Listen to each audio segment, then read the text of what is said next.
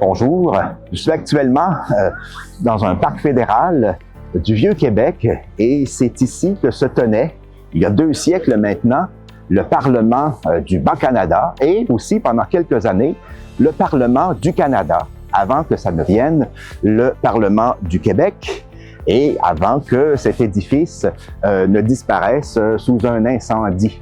Alors imaginez-vous, c'était au 19e siècle et c'était ici, on a d'ailleurs délimité des lignes avec des pierres pour nous montrer exactement où se tenait cet édifice qui servait donc de salle des débats pour les députés qui venaient de partout dans le Canada de l'époque. Et là, c'était évidemment avant la Confédération canadienne de 1867. Si je vous parle de ça, vous allez me dire, oui, mais c'est très ancien tout ça, c'est même pas le siècle dernier, c'est l'autre siècle d'avant, c'est très loin de nous. Mais cette époque coloniale a laissé quand même une marque sur la ville de Québec et lorsque Québec a perdu son statut de capitale du Canada, ce statut est devenu pour la ville d'Ottawa, qui est encore aujourd'hui la capitale du Canada, eh bien, les gens faisaient souvent référence à la ville de Québec comme étant l'ancienne capitale du Canada, the old capital. Et de ce fait, l'expression est restée, et pendant longtemps, et même pendant le 20e siècle, pendant tout le 20e siècle, on surnommait la ville de Québec la vieille capitale.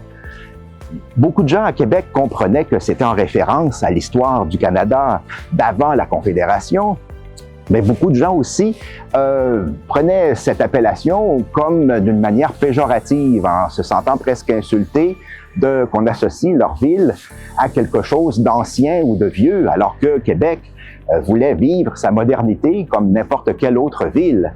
Donc, Québec a changé d'image, a voulu changer de portrait et de ce fait, on a appelé Québec de différentes autres façons et aujourd'hui, on parle beaucoup, c'est le slogan de la ville de Québec, on dit que Québec a un accent d'Amérique. Donc, c'est une autre manière de désigner, de caractériser la ville de Québec. Je suis toujours au Parc Montmorency. Parc Montmorency, qui n'est pas aux Chutes Montmorency, mais qui est au cœur du Vieux-Québec, juste en haut de la côte de la Montagne, tout près du Château Frontenac.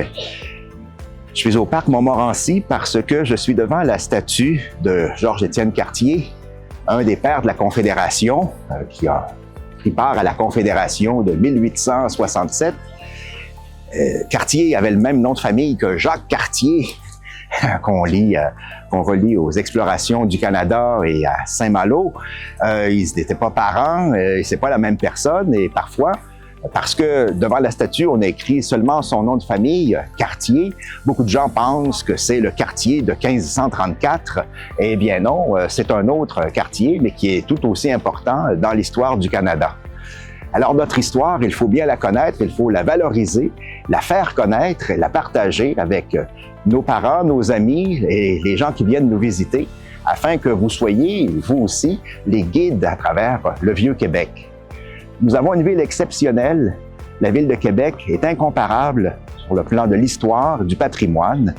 Et c'est ce que je veux, en tant que candidat à la mairie, promouvoir, faire connaître, tout en n'oubliant pas que comme n'importe quelle autre ville moderne, Québec a aussi des défis, a aussi des projets, mais en même temps, elle a un patrimoine très riche, méconnu. Ce patrimoine de la ville de Québec, il faut constamment le faire connaître, le partager et le communiquer aux gens qui viennent nous visiter.